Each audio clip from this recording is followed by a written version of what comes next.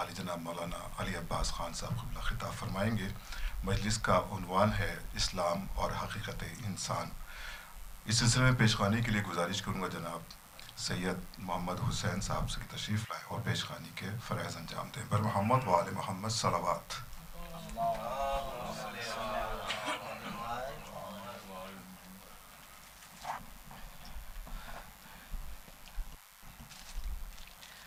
ایک نعرہ صلوات۔ بسم اللہ الرحمن الرحیم۔ ان اعطیناک الکوثر فصلی لربک وانحر ان شانک هو الابتر۔ ایک اور نعرہ صلوات۔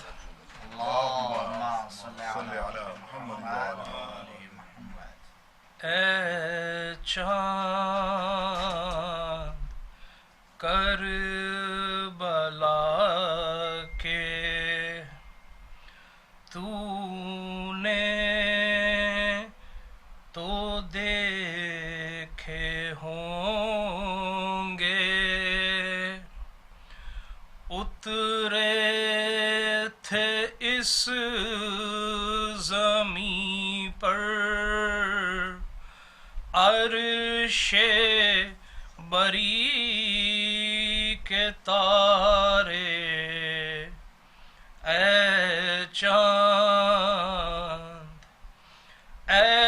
چاند جلوہ گر ہے، ہاشم کا چاند یہاں پر، خیرات روشنی کی لے لیجیو یہاں سے، تسنی مسلسبیل و کوثر کے ہیں یہ مالک، مارے گئے جو پیاسے اس نہر کے کنارے، پامال ہو رہی تھی قاسم کی لاش رن میں، عباس اور اکبر چنتے تھے ان کے ٹکڑے، بازو کٹے یہیں پر عباس با وفا کے، اذن وغا نہ پایا پانی بھی لا نہ پائے، پانی پلانے لائے ایک مہلہ کا کو سرور، کیا ذبح حرملہ نے تیر و ستم لگا کے، اے چاند کربلا کے۔ صلوات۔ گزارش کی جاتی ہے قبلہ علی عباس خان صاحب سے تشریف لائیں اور مجلس کو خطاب فرمائیں۔ بر محمد و آل محمد صلوات۔ نعرہ حیدری، نعرہ صلوات۔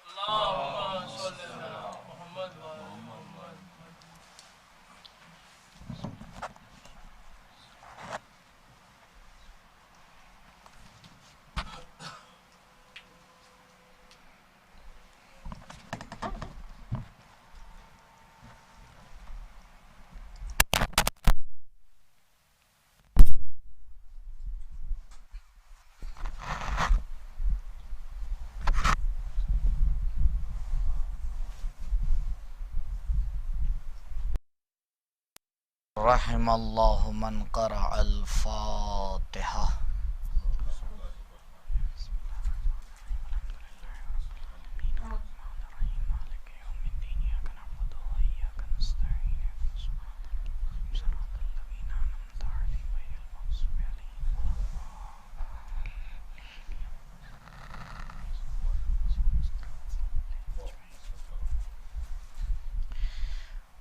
اعوذ باللہ من الشیطان الرجیم بسم اللہ الرحمن الرحیم الحمد للہ رب العالمین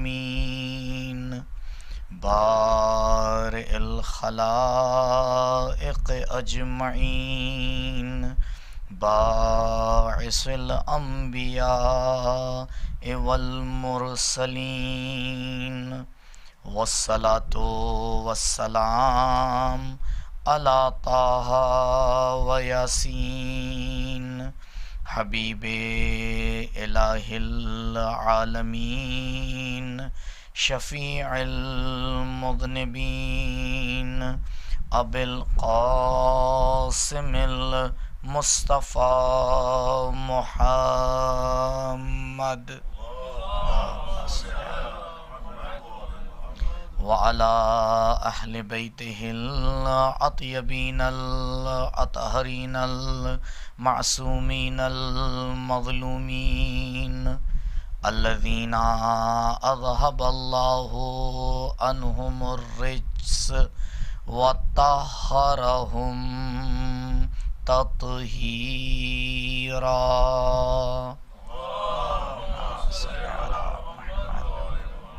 ولا سيما على الحجة الثاني عشر بقية الله المنتظر واللعنة الدائمة الباقية على أعدائهم وقتلتهم ومنكري فضائلهم أجمعين أما بعد فقد قال الله الحكيم في بيانه الكريم أعوذ بالله من الشيطان الرجيم يا أيها الناس إنا خلقناكم من ذكر وأنثى وجعلناكم شعوبا وقبائل لتعارفوا إن أكرمكم عند الله أتقاكم. درود پڑھیں بر محمد اللهم كل وليك الحجة ابن الحسن صلواتك عليه وعلى آبائه في هذه الساعة وفي كل ساعة وليا وحافظا وقائدا وناصرا ودليلا وعينا حتى تسكنه أرضك طوعا وتمتعه فيها طويلا. اللهم صل على محمد وآل محمد. سورہ مبارک حجرات کی آیت نمبر 13 کو آج کی مجلس کا عنوان قرار دیا ہے. اس سے پہلے کہ اس آیت کے ذیل میں کچھ معروضات آپ کی خدمت میں پیش ہوں، التماس ہے ایک مرتبہ سورہ الحمد اور 3 مرتبہ سورہ توحید کی تلاوت فرما کر مرحوم مرزا محمود حسین ابن عابد حسین کی روح کو اصال فرما دیں.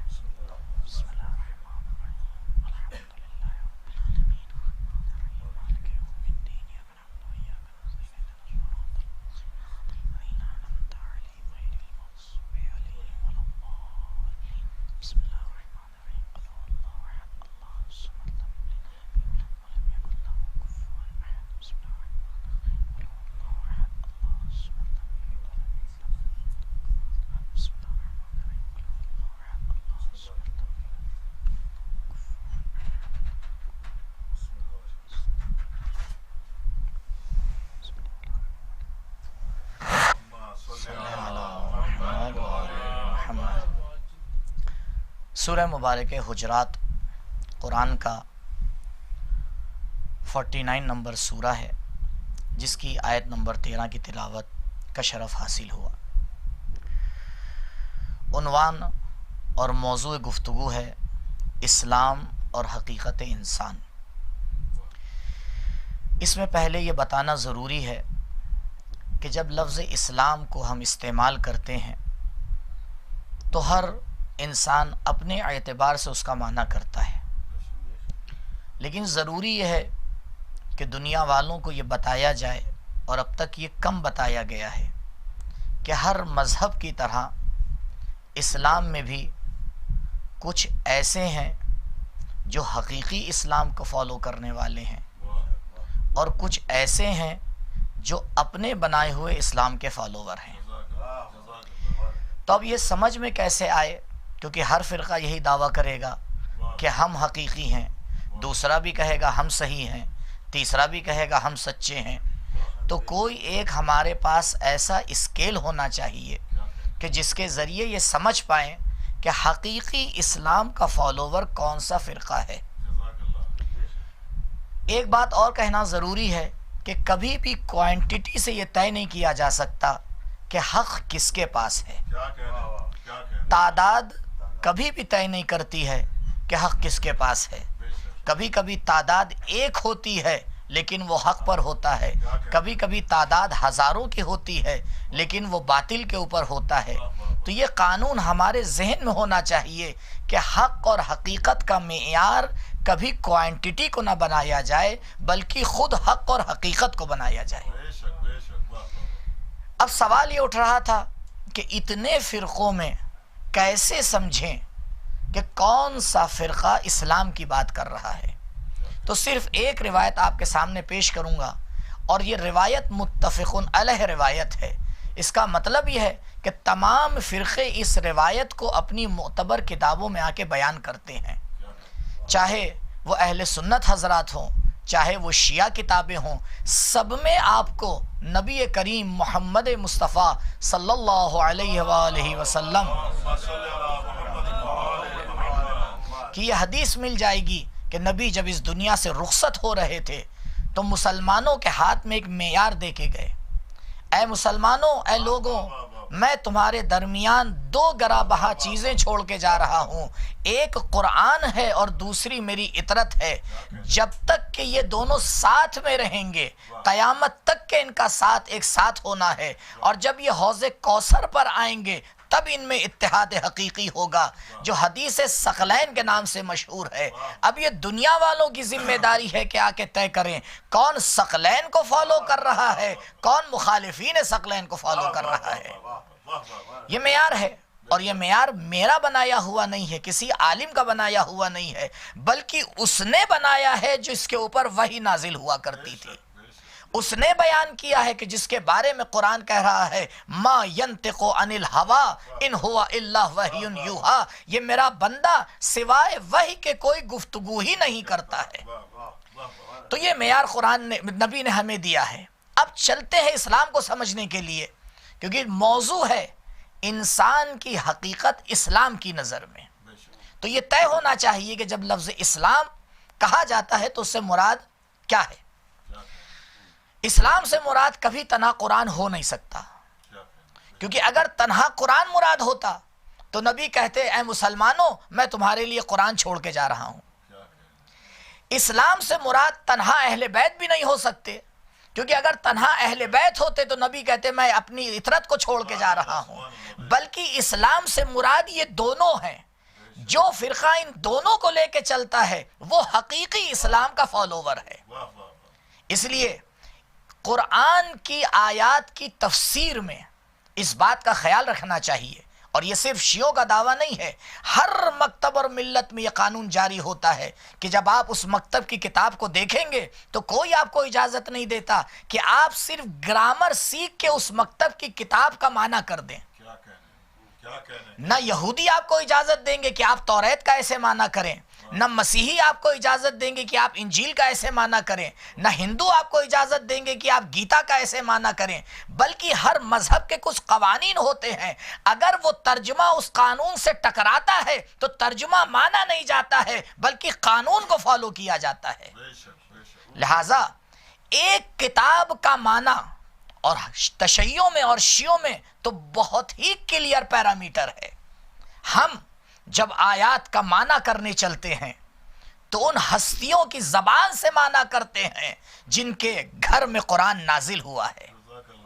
ہم قرآن کے ساتھ روایات کو لیتے ہیں، روایات آ کے ہمیں بتاتی ہیں کہ یہاں پر اس لفظ سے مراد کیا ہے، اس آیت سے مراد کیا ہے، یہ آیت کہاں پر نازل ہوئی ہے، یہ آیت کب تک کے معنی دے گی، اس آیت کا دائرہ کتنا وسیع ہے۔ ان تمام باتوں کو نظر میں رکھ کے پھرا کے معنی کیا جاتا ہے کہ قرآن کیا کہہ رہا ہے۔ مشکل یہی ہوئی ہے کہ ہم نے ترجمہ دیکھ کے آ کے اسلام کے اوپر آروپ لگا دیا کہ یہ تو جہادی ہیں، یہ تو قتل کرنے والے ہیں، لیکن جب صحیح سے قرآن کا معنی کیا جاتا ہے تو پتہ چلتا ہے جتنی دوستی کا مذہب اسلام ہے دنیا میں کوئی مذہب ہوا ہی نہیں کرتا ہے۔ درود پڑھیں بر محمد و آل محمد۔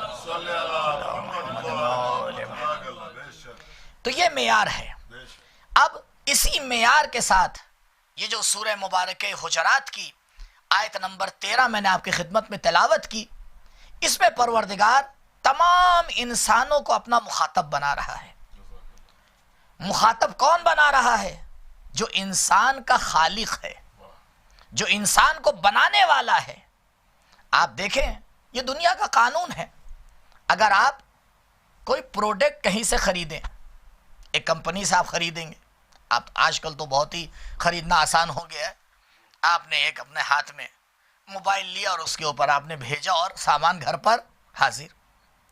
لیکن اگر اس میں کوئی گڑبڑی ہوئی یا آپ اس کو مانیٹر نہیں کر پا رہے ہیں تو یہ بتائیے اس کی گائیڈ لائن کون دے گا آپ کو؟ وہی کمپنی دے گی یا آپ کسی اور کے پاس جائیں گے؟ بھائی وہی کمپنی تو دے گی۔ اسی لیے جب آپ کے پاس پروڈکٹ آتا ہے تو اس کے سائیڈ میں ایک کاپی بھی ملتی ہے، ایک کتاب بھی ملتی ہے، اس پہ لکھا ہوتا ہے یہ بٹن ایسے چلے گا، یہ چیز ایسے چلے گی، اسے ایسے بند کیا جائے گا، دیکھیے اس کو اتنے پہ یوز کیجئے گا نہیں تو یہ چیز جل جائے گی۔ یہ دنیا کا قانون ہے۔ اور اگر یہ خراب ہوگی تب بھی آپ اسی کمپنی کے پاس جائیں گے کہ بھائی آپ کا شو روم کہاں پر ہے، بھائی کہیں بھی بنوا لیجئے۔ کہا نہیں، یہ اس کمپنی کا ہے تو یہ یہیں بنے گا۔ تو اب ہمیں سمجھ لینا چاہیے کہ جس کمپنی نے انسان کو بنایا ہے وہی کمپنی انسانیت کے قانون بھی بتائے گی، وہی بتائے گی کہ انسان کے جینے کا طریقہ کیا ہے، انسان کے کمال کا طریقہ کیا ہے، انسان کے ازدواجی طریقے کا کیا مطلب ہے۔ وہی انسان، وہی پروردگار بتاتا رہے گا، کیونکہ وہ خالق انسان بھی ہے، رازق انسان بھی ہے۔ وہی بتائے گا کہ کمال انسان کیسے حاصل ہوتا ہے۔ درود پڑھیں بر محمد و آل محمد، صلی اللہ محمد و آل محمد۔ اس ترقی یافتہ دنیا میں تو آج ہم یہ دیکھ رہے ہیں ایک قانون انسان کے بارے میں بنایا جاتا ہے کہ بھائی دیکھیے یہ کام کیجئے آپ کی زندگی میں بڑا مفید ہے، اور چند برس کے بعد فیل ہو جاتا ہے، ایک نیا قانون دے دیا جاتا ہے کہ بھائی نہیں دیکھیے وہ تو غلطی ہو گئی تھی اور ہم صحیح سے اس بات کو نہیں سمجھ پائے تھے، ایسے نہیں اب ایسے چلیے۔ کچھ دن گزرتے ہیں پھر اس کے اوپر ایک اور نیا حرف آ جاتا ہے، لیکن ہزاروں سلام ہو اس دین پر کہ جس نے غدیر میں اپنے آپ کو تکمیل کر کے بتا دیا کہ اب ہمارا قانون قیامت تک کے چلنے والا ہے۔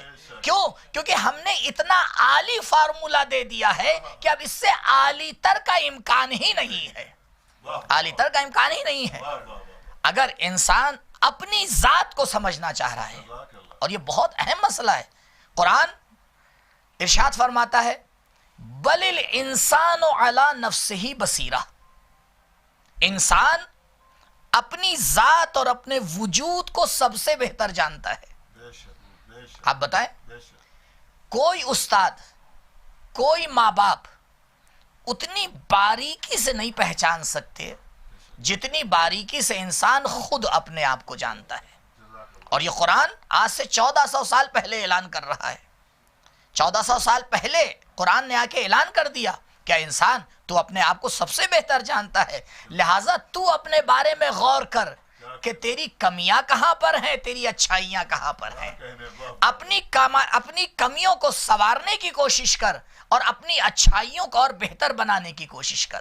یہ قرآن نے اعلان کیا اور اس کے بعد مخاطب بنایا تمام انسانوں کو، یا ایھا الناس۔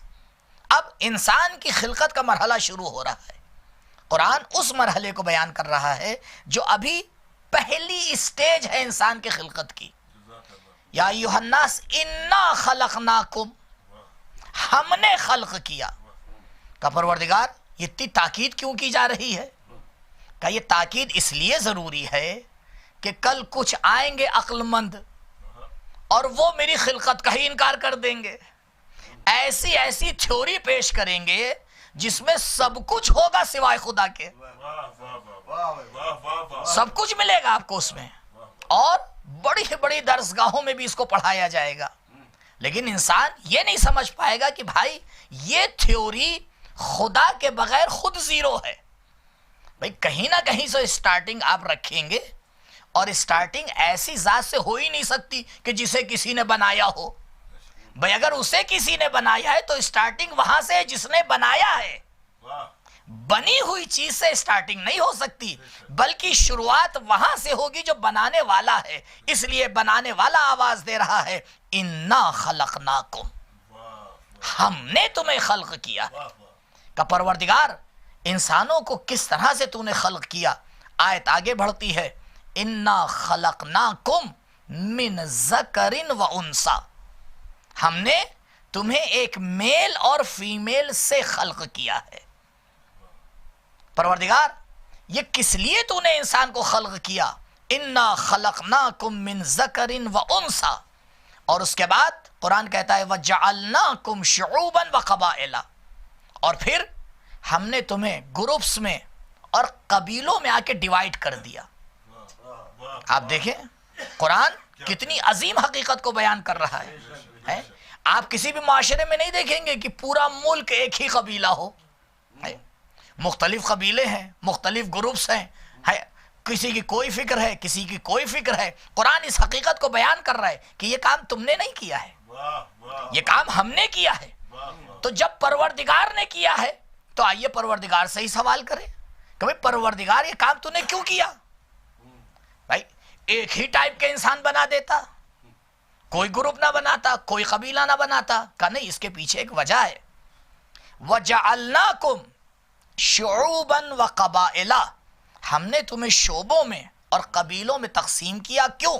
لِتَعَارَفُوا، تاکہ ایک دوسرے کو پہچان سکو.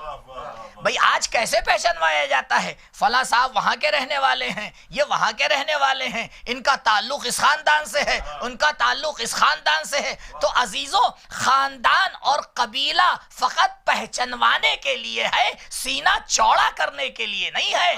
پروردگار نے قبیلے کا سسٹم پہچانوانے کے لیے رکھا ہے، ایک دوسرے کے اوپر برتری جتانے کے لیے نہیں رکھا ہے. درود پڑھیں بر محمد و آل محمد. اس کے پیچھے وجہ ہے. وجہ کیا ہے؟ دیکھیے، دو ایسی اسٹیج ہیں ہماری زندگی میں جس میں 1% بھی ہمارا اختیار نہیں ہے، 1% بھی ہمارا اختیار نہیں ہے. پہلی اسٹیج ہے دنیا میں آنا. بتائیے کون سا انسان ہے جو وہاں سے ایگریمنٹ کرا کے آیا ہو کہ فلاں قبیلے میں پیدا ہونا ہے، فلاں گھر میں پیدا ہونا ہے، فلاں خاندان میں پیدا ہونا ہے، فلاں ماں باپ سے پیدا ہونا ہے؟ کہا تمہیں تو کچھ معلوم ہی نہیں تھا. یہ تو ارادہ پروردگار ہے. تو جب اللہ کے ارادے سے ہم خلق ہوئے ہیں تو اس میں ہمارا کون سا کمال ہے؟ بھائی دیکھیے، کمال اور اپنے آپ پہ فخر کرنا تو وہاں ہوتا ہے جسے ہم نے حاصل کیا ہو. اسی لیے اگر آپ نے کوئی ایوارڈ حاصل کیا ہے آپ بالکل فخر کیجئے. اگر آپ نے کوئی بہترین نمبر آپ لے کے آئے ہیں آپ بالکل فخر کیجئے. کیوں؟ کیونکہ یہ آپ نے حاصل کیا ہے. اس دنیا میں آنے کو تو آپ نے حاصل نہیں کیا ہے. تو پروردگار کہہ رہا ہے اس پر تمہیں افتخار کرنے کی کیا ضرورت ہے؟ یہ تو میرے ارادے سے تمہیں خلق کیا گیا ہے، یہ تو میرے ارادے سے تمہیں خلق کیا گیا ہے. اب اس کے بعد تم دیکھو کہ تم کیا کر رہے ہو. تو یہ پہلا اسٹیج کہ یہاں پر انسان کا کوئی اختیار نہیں ہوتا. دوسرا اسٹیج، جب اس دنیا سے واپس جانا ہوتا ہے وہاں بھی انسان کا کوئی اختیار نہیں ہے. اتنے لمبے لمبے پلان بناتا ہے کہ 7 نسل کے لیے کافی ہو، لیکن دوسرے ہی دن سورہ فاتحہ پڑھوایا جاتا ہے. کہ یہ کیا ہوا؟ کہا تم نہیں جانتے ہو موت کا اختیار ہمارے ہاتھ میں ہے. سارے ڈاکٹر جواب دے دیتے ہیں, اس کے باوجود بھی 5 سال جی لیتا ہے. کہ یہ کیا ہوا؟ کہ موت کا اختیار ہمارے ہاتھ میں ہے. تو نہ اس دنیا میں آنا ہمارے اختیار میں, نہ اس دنیا سے جانا ہمارے اختیار میں. دو مجبوریوں کے درمیان جیتا ہوا انسان اپنے آپ کو کتنا با اختیار سمجھ لیتا ہے. کبھی خدائی کا دعویٰ کر دیتا ہے, کبھی کسی چیز کا دعویٰ کر دیتا ہے. اگر پروردگار آواز دے دے یہ بتا نہ آنا تیرے اختیار میں ہے نہ جانا تیرے اختیار میں ہے, یہ تکبر تو کس بات کا کر رہا ہے؟ کس بات کا یہ تو تکبر کر رہا ہے؟ اور وہ بھی کس کے سامنے؟ اس ذات کے سامنے کہ جس کے ہاتھ میں انسان کا آنا بھی ہے اور جانا بھی ہے. اِنَّا جَعَلْنَاكُمْ شُعُوبًا وَقَبَائِلَ, ہم نے تمہیں شعبوں میں بانٹا ہے, ہم نے تمہیں قبیلوں میں بانٹا ہے, ہم نے تمہیں رنگ عطا کیا ہے, ہم نے تمہیں شکل عطا کی ہے, ہم نے تمہیں سائز عطا کیا ہے, لہٰذا ان چیزوں میں فخر نہ کرنا. تو پروردگار پھر ہمیں کرنا کیا ہے, ہماری حقیقت کیا ہے, ہمیں کرنا کیا ہے اور ہماری حقیقت کیا ہے؟ آئیے قرآن سے پوچھتے ہیں. سورہ مبارک مومنون آیت نمبر 12, اور انشاءاللہ اس آیت کو بھی جا کے دیکھیے گا. جو 3-4 آیتیں, بس اس سے زیادہ ایڈریس نہیں دوں گا کیونکہ زیادہ ہو جائیں گی تو پھر دیکھنے میں مشکل ہوگی. ان چند آیات کو دیکھ لیے گا قرآن نے انسان کے بارے میں کیا گفتگو کی ہے. سورہ مبارک مومنون میں پروردگار قرآن 1400 سال پہلے نازل ہوا ہے. نہ اس زمانے میں کوئی سائنس تھی, نہ اس زمانے میں کوئی طریقہ تھا, بلکہ آج بھی طریقے جو ہیں وہ پوری طرح سے کامل نہیں ہیں. اب قرآن 1400 سال پہلے سورہ مومنون میں آ کے بتا رہا ہے کہ ماں کے پیٹ میں انسان بنتا کیسے ہے. آج 1400 سال کے بعد انسان مشینری سے پتہ لگا رہا ہے کہ دیکھیے ڈاکٹر کو حق نہیں ہے بتانے کا کہ لڑکا ہے یا کہ یہ کون سی بات ہوئی بھائی, بتا دی اما ابا کو, پہلے سے نام رکھ لیں گے کہ ہم آپ کو نہیں معلوم, ہمارا نعرہ ہی ہے لڑکی بچاؤ لڑکی پڑھاؤ. کہ یہ نعرہ آپ کیوں لگا رہے, لڑکا بچاؤ لڑکا پڑھاؤ کیوں نہیں لگاتے؟ کہ ساری مشکل ادھر ہے. غور فرمائیے گا, قرآن آ کے کہہ رہا ہے کہ یہ پرانے زمانے کا طریقہ تھا کہ جب کسی کے گھر میں لڑکی پیدا ہوتی تھی تو اس کا چہرہ کالا ہو جاتا تھا اور وہ لوگوں کے پیچھے چھپتا تھا کہ کہیں ایسا نہ ہو لوگ مجھے دیکھ لے کیونکہ میرے گھر میں لڑکی پیدا ہوئی ہے. آئیے ترقی یافتہ زمانے کو دیکھیں, ابھی زمانے نے ترقی نہیں کی ہے کیونکہ 1400 سال پرانی سوچ آج بھی باقی ہے. اگر یہ باقی نہ ہوتی تو پھر یہ چھپانے کی کیا ضرورت تھی؟ اس سے پتہ چل رہا ہے 14 سال پہلے بھی جہاں تھے آج 14 سال بعد بھی وہیں پر ہیں. درود پڑھیں پر محمد و آل محمد. تو قرآن اس حقیقت کی طرف اشارہ کر رہا ہے. اب مراحل خلقت کو بیان کرتا ہے. انسان تو ایک نطفہ تھا, ثم جعلنا النطفۃ علقۃ, اس کے بعد ہم نے نطفے کو علقے کی صورت میں بنایا. علقہ یعنی خون کا لوتھڑا. ثم جعلنا العلقۃ مضغۃ, پھر ہم نے اس خون کے لوتھڑے کو آگے گوشت کی صورت بنایا. ثم کسونا لحم العظام, اور پھر اس کے بعد ہم نے ہڈیوں کے اوپر گوشت چڑھایا. ثم, اس کے بعد پروردگار آخری خلقت کو بیان کرتا ہے. ثم انشأناہ خلقا آخر, اور پھر ہم نے اس کو ایک نئی خلقت عطا کی. کہ پروردگار اس نئی خلقت سے مراد کیا ہے؟ کہا دیکھو انسان 2 حقیقتوں سے مل کے بنا ہوا ہے. ایک اس کا جسم ہے اور دوسرے اس کی روح ہے.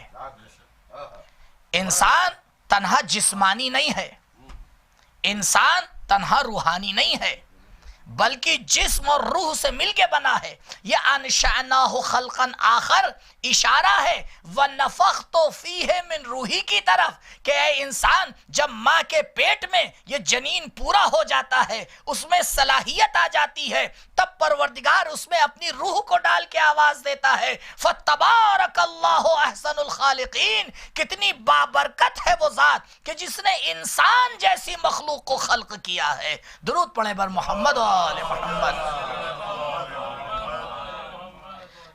قرآن کے حوالے سے جب انسان کی خلقت ہوئی، ملائکہ خلق ہو چکے تھے، جنات خلق ہو چکے تھے، آسمان اور زمین بن چکے تھے، یہ تمام کائنات بن چکی تھی، انسان تو سب سے آخر میں آیا ہے۔ اللہ نے ملائکہ کو بنایا، اپنی تعریف نہیں کی، جناتوں کو بنایا، اپنی تعریف نہیں کی، اتنی بڑی کائنات بنائی جسے آج تک ہم نہ سمجھ پائے، اپنی تعریف نہیں کی، لیکن انسان کو بنایا، فوراً اپنی تعریف کی کہ کتنی بابرکت ہے وہ ذات کہ جس نے انسان کو خلق کیا ہے۔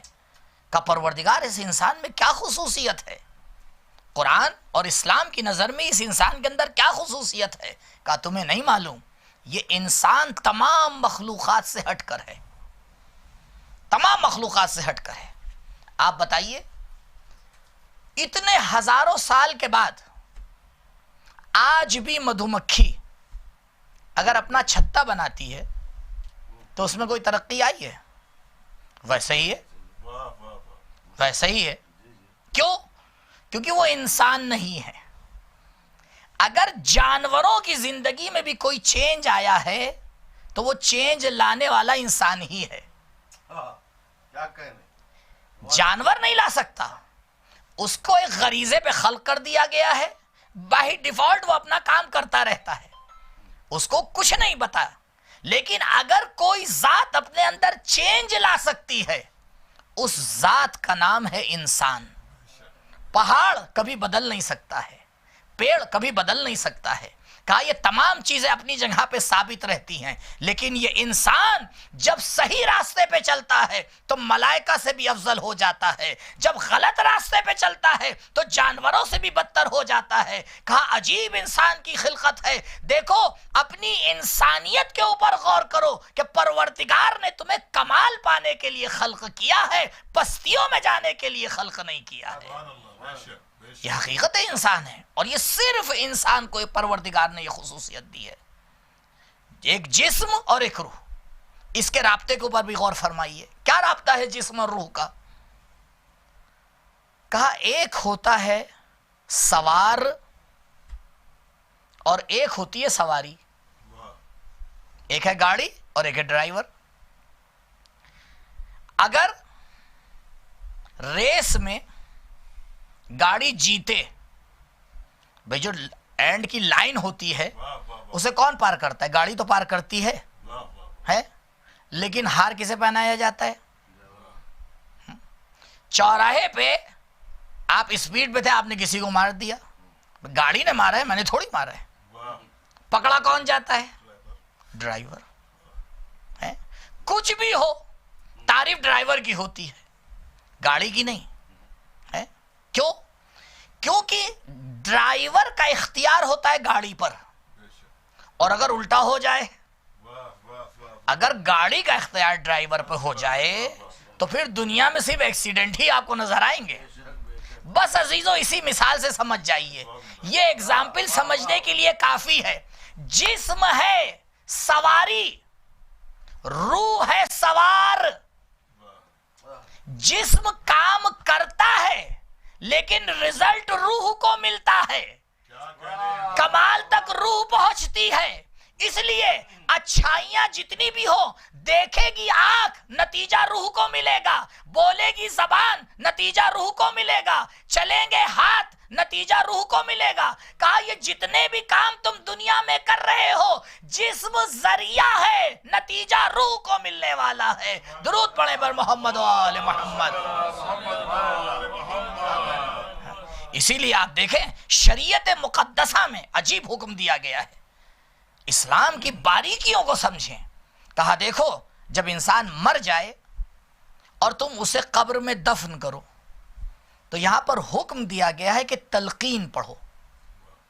تلقین کا مطلب یہ ہوتا ہے کہ کچھ جملے ہیں جو وہاں پڑھنا ہے، اور یہ کس نے حکم دیا ہے؟ ان ہستیوں نے حکم دیا ہے جو معصوم ہیں، جن کے کلام میں غلطی نہیں ہو سکتی۔ دنیا کیا کہتی ہے مردے کو کہ بھئی تو مر گیا، یہ نہ سن رہا ہے نہ سمجھ رہا ہے، کچھ بھی نہیں ہے، لیکن اسلام کہتا ہے نہیں، یہ سن بھی رہا ہے، یہ سمجھ بھی رہا ہے، اس لیے اس سے کہا جاتا ہے اسمع افہم، سن اور سمجھ۔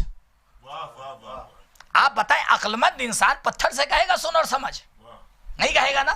اس کا مطلب یہ ہے کہ مخاطب ہمارا جسم نہیں ہے، مخاطب روح ہے، کیونکہ جسم فنا ہونے والا ہے، روح باقی رہنے والی ہے۔ یہ روح ابھی بھی باقی ہے، اور پروردگار کا تقاضا ہی یہی ہے کہ تمہیں جسم کے ذریعے سے اس روح کو کمال تک پہنچانا ہے۔ دیکھو، نماز جسم پڑھے گا، کمال روح کو عطا کیا جائے گا۔ روزہ جسم رکھے گا، بھوک کو جسم برداشت کرے گا، لیکن کمال روح کو عطا کیا جائے گا۔ کعبے کے چکر جسم لگائے گا، لیکن کمال روح کو ملے گا۔ کمائے گا جسم، لیکن خمس نکالنے کے بعد کمال روح کو ملے گا۔ لہٰذا کبھی اس جسم کے ظاہری چکر میں مت پڑ جانا، کیونکہ یہ جسم تو ایک پل کے طور پر تمہیں دیا گیا ہے، ایک سواری کے طور پر تمہیں دیا گیا ہے۔ آج تم اس سواری کو چھوڑ کر دوسری دنیا میں جانے والے ہو، وہاں دیکھا جائے گا کہ اس سوار نے کتنا کمال حاصل کر لیا ہے، اس سوار نے کتنا کمال حاصل کر لیا ہے۔ اسلام کی نظر میں یہ ہے حقیقت انسان۔ حقیقت انسان یہ جسم نہیں ہے، لیکن کیا کیا جائے، آج کی اس ترقی یافتہ دنیا میں ہر وہ کام ہو رہا ہے کہ جس کے ذریعے سے جسم کو سکون ملے۔ آپ دیکھیں، جینے کے آسائش کے اسباب بہترین سے بہترین، کمرے بہترین سے بہترین، ہر ساز و سامان بہترین سے بہترین۔ کہا بھائی یہ انتظام کس کے لیے؟ کا جسم کے لیے ہے۔ اس کے باوجود بھی جب رات میں سونا ہے تو 2 گولی کھائے بغیر نہیں سو پاتے۔ کہ یہ مسئلہ کیا ہے بھائی؟ جب جسم کی آسائش کے اتنے سامان موجود ہیں تو اب سکون مل جانا چاہیے۔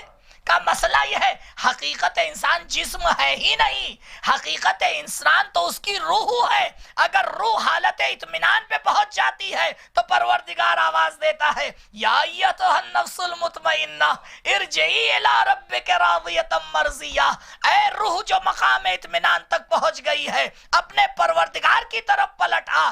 تجھے مصیبتیں ملی ہیں، لیکن وہ مصیبتیں جسم نے برداشت کی ہے، روح کمال تک پہنچ گئی ہے۔ درود پڑھیں پر محمد و آل محمد۔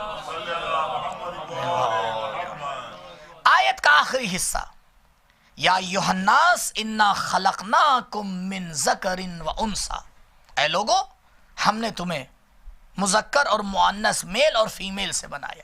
وجعلناکم شعوبا وقبائل، اور تمہیں شعبے اور قبیلوں میں بانٹا۔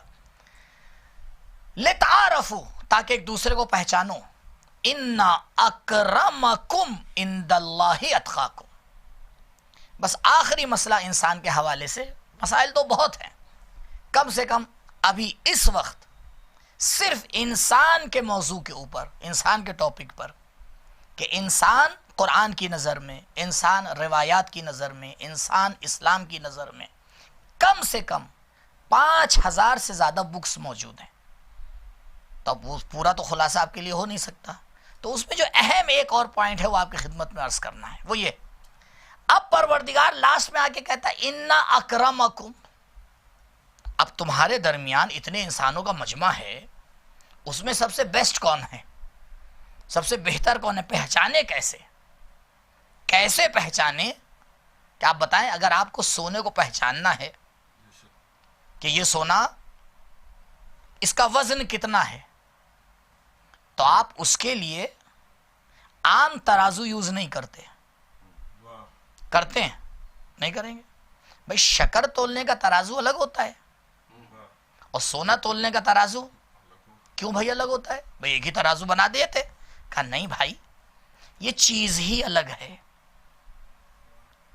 تو انسان کی حقیقت اگر روح ہے تو پھر اس کو بھی تولنے کا ترازو روحانی ہونا چاہیے، جسمانی نہیں ہونا چاہیے۔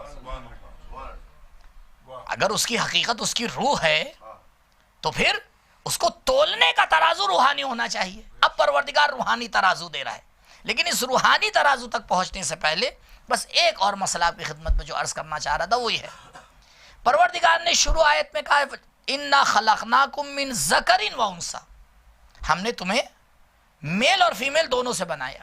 اور یہاں پہ ایک بہت بڑا المیہ ہے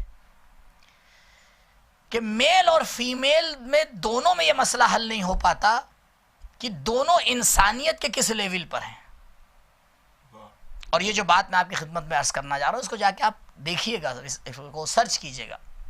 یورپ میں 1887 سے پہلے تک، 1887 سے پہلے تک وہ یہ نہیں طے کر پائے تھے کہ عورتوں کو انسانوں میں رکھا جائے یا جانوروں میں. کیسو سال پرانی بات ہے؟ شاید 200. 1400 سال پہلے اسلام نے عورت کو اس مقام پہ رکھا کہ جو اشرف مخلوق تھا وہ اپنی بیٹی کے سامنے احترام میں کھڑے ہو کے بتاتا تھا کہ اسلام تو مرد اور عورت کے قوانین کو اتنی خوبصورتی سے بتاتا ہے کہ کوئی مکتب نہیں بتا سکتا ہے. حقدار کو دے کے بتاتا ہے کہ دیکھو مرد کی بھی اہمیت ہے، خاتون کی بھی اہمیت ہے، دونوں کی اہمیت ہے. پروردگار نے دونوں کو رکھا ہے اور دونوں کے حساب سے کام کو بانٹا ہے. آپ بتائیں ایک کمپنی میں اگر جو ڈائریکٹر ہے اس کا کام مینیجر کرنے لگے اور مینیجر کا کام ڈائریکٹر کرنے لگے، کیا حال ہوگا کمپنی کا؟ چل پائے گی؟ کبھی نہیں چلے گی. ضروری یہ ہوتا ہے کہ ہر کوئی اپنا کام کرے، یہ قانون ہے دنیا کا. اور عدالت کا مطلب ہی یہی ہے. عدالت کا مطلب برابری نہیں ہے، عدالت کا مطلب ہے جو چیز جہاں پہ رکھی جانی چاہیے رکھ دی جائے. ابھی برادر محترم نے آ کے مرثیہ پڑھا، اب ایک دم سے ان کا موڈ بن جاتا کہ بھائی قبلہ میں تو مجلس پڑھوں گا، مجھے مجلس پڑھنے کے لیے بلایا گیا ہے. میں بھائی دیکھیے آج تو موڈ نہیں ہو رہا ہے، میں تو نوحہ پڑھوں گا. آپ بتائیں ایک چھوٹا سا ایونٹ ہو پاتا؟ نہیں ہو سکتا. آپ لوگ سننے آئے ہیں، آپ بھائی دیکھیے آپ بہت بار سن لیا، اب تو کچھ اور کریں گے. کبھی کچھ اور کرنا تھا تو آئے کس لیے ہیں؟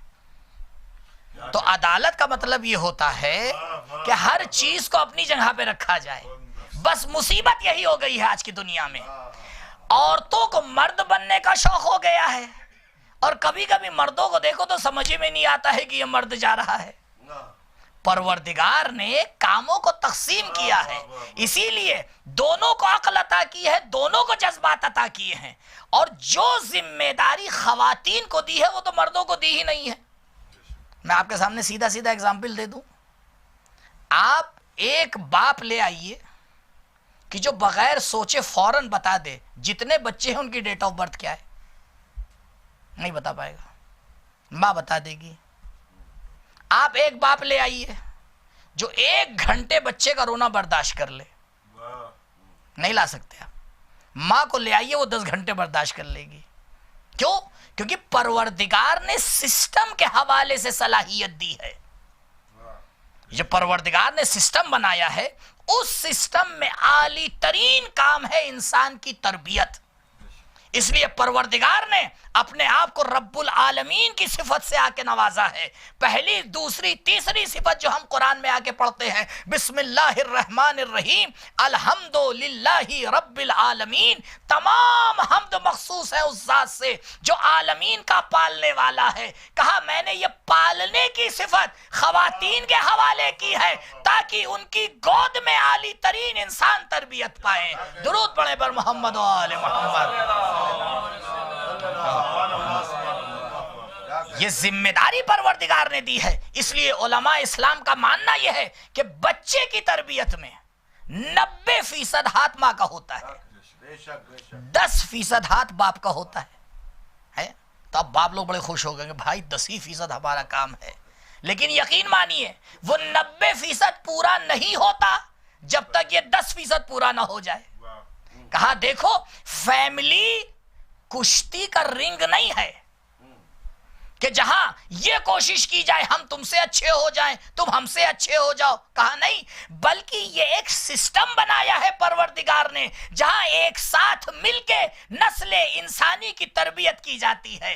کہیں کسی کو پیچھے ہٹنا پڑتا ہے، کہیں کسی کو آگے بڑھنا پڑتا ہے، کہیں کسی کو کمپرومائز کرنا پڑتا ہے۔ کہا جب اس سسٹم میں آ کے اپنے آپ کو سیٹ کر دو گے تو خود بھی کمال تک پہنچو گے، نسل بھی کمال تک پہنچے گی۔ درود پڑھے بر محمد و آل محمد۔ اس لیے اسلام بہت باریکی سے احکام کو تقسیم کرتا ہے۔ اب میرے پاس وقت نہیں ہے کہ حقوق کے بارے میں گفتگو کروں، مدلل طریقے سے علماء نے بیان کیا ہے کہ جو سسٹم پہلے میں آپ کی خدمت میں عرض کر چکا، لفظ اسلام جو میں یوز کر رہا ہوں میری مراد شیعہ اسلام ہے۔ تشیع کی کتابوں میں اس پورے سسٹم کو آگے سیٹ طریقے سے بتایا گیا ہے، جو بھی احکام ہے اپنی جگہ کے اوپر ہے۔ پروردگار نے خاتون کو ایسا صبر اور حوصلہ دیا ہے کہ دوسروں کو نہیں دیا۔ اور آپ بتائیں تربیت کرنے میں پہلی صفت جو ضروری ہوتی ہے وہ کیا ہے؟ تربیت کرنے میں پہلی صفت جو ہوتی ہے وہ ہے صبر۔ اگر صبر نہ ہو تو تربیت نہیں ہو سکتی، چاہے اپنی تربیت ہو چاہے دوسرے کی تربیت ہو۔ اگر انسان اپنی بھی تربیت کر رہا ہے اس کے پاس صبر نہیں ہے، شیطان، اسی لیے سورہ مبارک عصر میں پروردگار کیا کہہ رہا ہے؟ وَتَوَاسَوْا بِالْحَقِّ وَتَوَاسَوْا بِالصَّبْرِ۔ دیکھو اگر حق تک پہنچنا ہے تو صبر کا سہارا لینا پڑے گا، بغیر صبر کا سہارا لیے تو تم کچھ کر ہی نہیں سکتے ہو۔ آپ بتائیں کتنا کمال کا صبر پروردگار نے دیا ہے۔ کیوں؟ کیونکہ ایسا کام اس کے ذمے کیا ہے جو دوسرا کر ہی نہیں سکتا۔ عزیزوں، سسٹم تبھی بگڑتا ہے جب ہم ذمہ داریوں کو غلط بانٹ دیتے ہیں یا ذمہ داریوں کو چینج کر دیتے ہیں۔ وہی کمپنی کامیاب ہوتی ہے جہاں صلاحیتوں کو دیکھ کے ذمہ داری دی جائے۔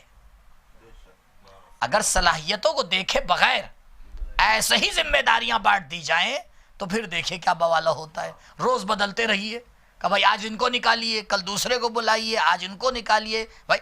تو جہاں یہ ساری مشکلات آپ کو نظر آئیں سمجھ جائیے مشکل کچھ نہیں ہے سوائے اس کے کہ ذمہ داریوں کو چینج کر دیا گیا ہے۔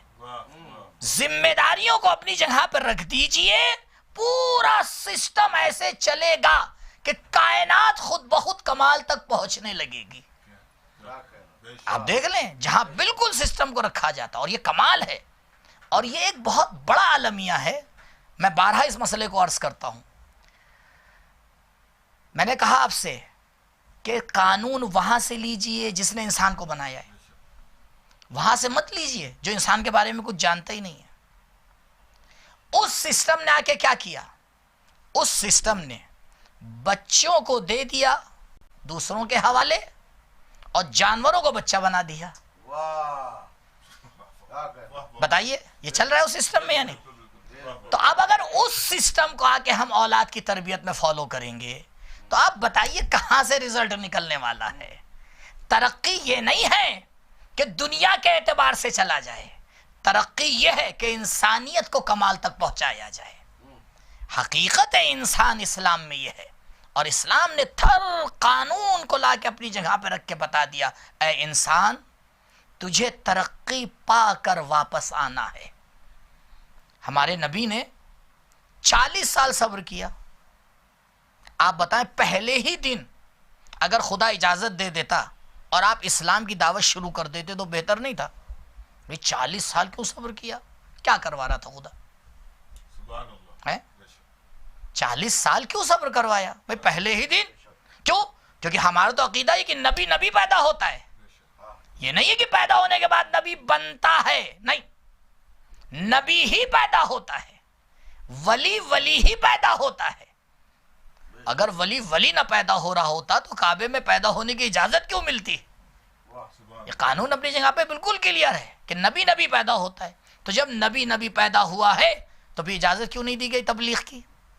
اجازت اس لیے نہیں دی گئی تاکہ 40 سال تک پبلک کو بھروسہ ہو جائے کہا یا رسول اللہ پہلے 40 سال میں اپنے آپ کو امین کہلوا لیجئے، اس کے بعد جب آپ اسلام کی دعوت دیجئے گا تو اگر کوئی انکار کرے گا تو وہ آپ کا انکار نہیں ہوگا، اس کا اپنا انکار ہوگا، کیونکہ وہ آپ کو پہلے امین مان چکا ہے۔ اگر امین مان لیا ہے تو پھر آپ کی بات کو ماننا پڑے گا۔ کہا یہ تربیت اسلامی ہے کہ کبھی کبھی ایک امین کی صفت کو منوانے کے لیے 40 سال صبر کرنا پڑتا ہے۔ اسی لیے میں نے عرض کیا کہ تربیت میں پہلی چیز جو ضروری ہے وہ صبر ہے، تربیت میں پہلی چیز جو ضروری ہے وہ صبر ہے۔ اسی لیے کربلا نے بہترین سسٹم دیا تربیت کا، کہا دیکھو مثالیں دے رہے ہیں ہم تمہیں، اور جو بھی مثال آپ کو کربلا میں ملے گی اس میں آپ کو صبر کی صفت ضرور ملے گی، جو مثال آپ کو ملے گی۔ بڑوں کی بات تو آپ چھوڑ دیجئے، بچوں نے بھی صبر کر کے بتایا ہے۔ یہ خود ایک اپنے اندر موضوع ہے جس کے اوپر گفتگو ہونا چاہیے۔ کربلا کے بچے خود ایک موضوع ہے، کربلا کی مائیں یہ خود ایک موضوع ہے، کربلا کے جوان یہ خود ایک موضوع ہے، کربلا کا جمال یہ خود ایک موضوع ہے۔ کربلا صرف مصائب کا پیکر نہیں ہے بلکہ فضائلوں کی درسگاہ ہے۔ اتنے فضائل ہیں کربلا میں، لیکن جب بھی پیش کیا جاتا ہے وہی پہلو ہے۔ آپ کربلا کا خوبصورت ترین پہلو دیکھیے، کتنا خوبصورت ہے یہ پہلو۔ شہادت امام حسین علیہ السلام کے بعد جب یہ کارواں اسیر بنا کے لے جایا گیا اور دربار ابن زیاد میں پہنچا، آپ بتائیں اس کارواں کو کون لے کے چل رہا ہے؟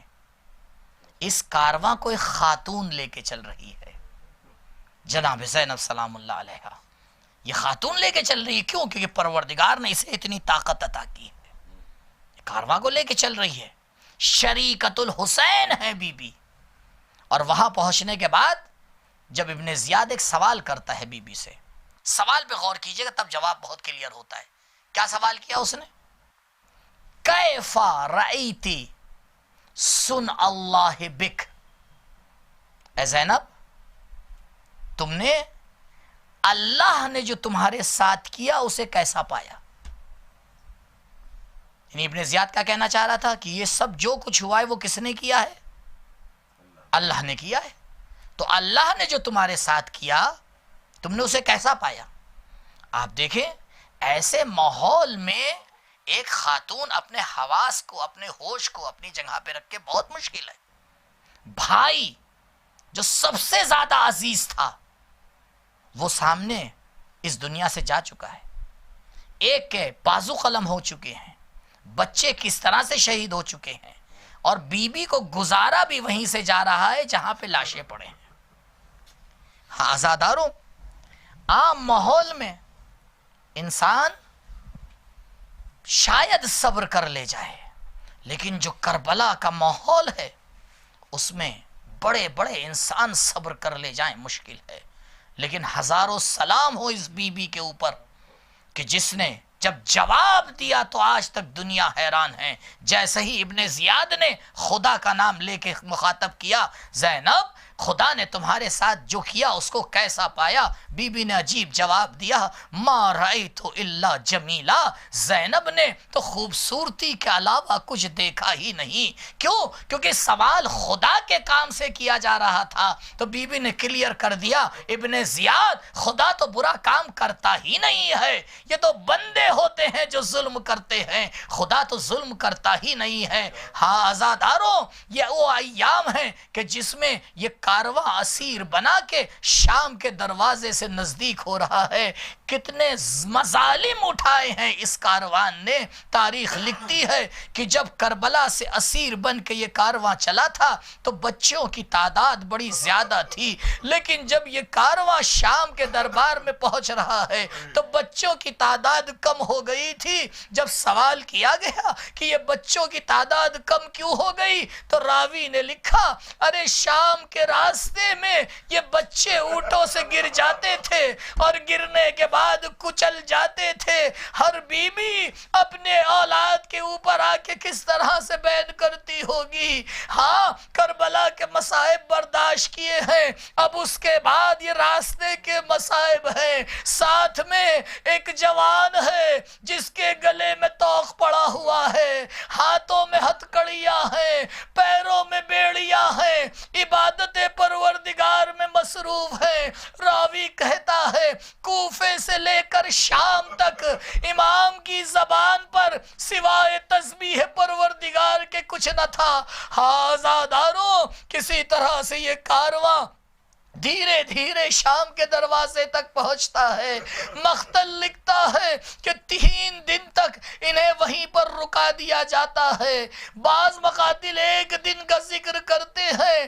کیوں رکایا جا رہا ہے؟ کہا ابھی شہر کو تیار کیا جائے گا, ارے ابھی شہر کو سجایا جائے گا. شاید زینب کو اپنے بابا کے زمانے کا کوفہ یاد آیا ہو کہ جب بی بی اس شہر میں آئی تھی تو کس طرح سے انتظام کیا گیا تھا. جزاکم اللہ خیر الجزا. پروردگار سوائے غم حسین کہ آپ کو کسی غم میں نہ رلائے. ہاں آزاداروں, ایک مرتبہ حکم دیا جاتا ہے کہ انہیں دربار میں لایا جائے. اگر جو انسان گیا ہے زیارتوں پر اس نے دیکھا ہوگا کہ شام کے دروازے سے لے کر دربار تک کا راستہ بہت کم راستہ ہے, کوئی زیادہ راستہ نہیں ہے, لیکن اسی راستے کو زینب کو طے کرنے میں صبح سے شام ہو گئی, کیونکہ ہر مرحلے پر رکایا جا رہا ہے.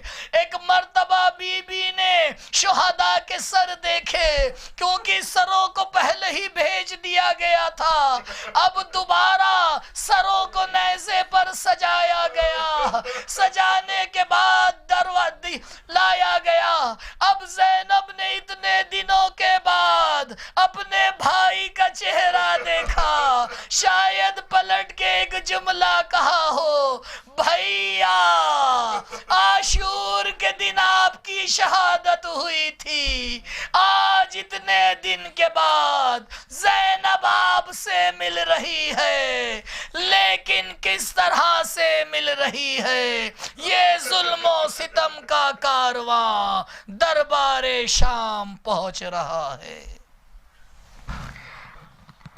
الا لعنت اللہ علی القوم الظالمین. سیعلم الذین ظلموا ای منقلب ینقلبون. انا للہ و انا الیہ راجعون. رضا بقضائہ و تسلیما لامرہ. لا معبود سواک یا غیاث المستغیثین. بار الہ امام کے ظہور میں تعجیل فرما, ہمارا نام ان کے اعوان و انصار میں شمار فرما. پرچم اسلام کو سر بلند فرما, پرچم کفر و نفاق کو سر نگوں فرما. میرے معبود تیری توحید کو ماننے والے اس دنیا میں جہاں جہاں بھی آباد ہیں ان کی جان مال عزت و آبرو کی محافظت فرما. علماء اعلام کا سایہ ہمارے سروں پہ باقی رکھ, مملکت اسلامیہ کا تحفظ فرما. پروردگار محبت اہل بیت عزاداری سید الشہداء تا قیامت ہماری نسلوں میں باقی رکھ. پروردگار ہماری پہلی اور آخری دعا تیری بارگاہ میں یہی ہے, امام کے ظہور میں تعجیل فرما, ہمارا نام ان کے اعوان و انصار میں شمار فرما. ربنا تقبل منا انکا انت السمیع العلیم. ایک مرتبہ درود پڑھیں بر محمد و آل محمد. صلی اللہ علیہ وسلم.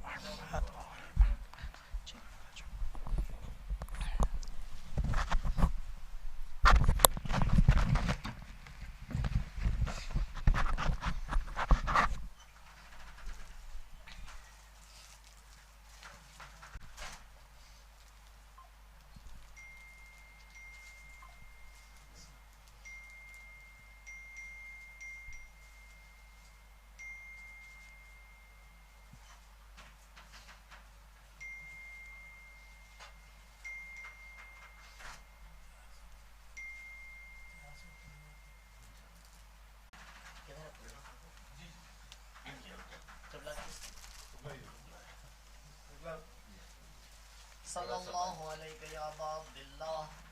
السلام علی الحسین وعلى علي بن الحسين وعلى أولاد الحسين وعلى أصحاب الحسين خصوصا سيدي ومولاي أبا الفضل العباس وأختك زينب وبنتك سكينة جميعا ورحمة الله وبركاته. السلام عليك يا غريب الغرباء، السلام عليك يا معين الضعفاء والفقراء، السلام عليك يا شمس الشموس وأنيس النفوس أيها المدفون بأرض طوس. السلام عليك يا علي بن موسى الرضا وعلى أختك فاطمة المعصومة ورحمة الله وبركاته. صلى الله عليك يا مولانا يا صاحبنا يا صاحب العصر والزمان، الأمان الأمان الأمان من فتن الزمان. السلام عليك يا شريك القرآن، السلام عليك يا إمام الإنس والجان، السلام عليك يا عين الله في خلقه وبقية الله في أرضه. أجل الله تعالى فرجك وسهل الله تعالى مخرجك وظهورك.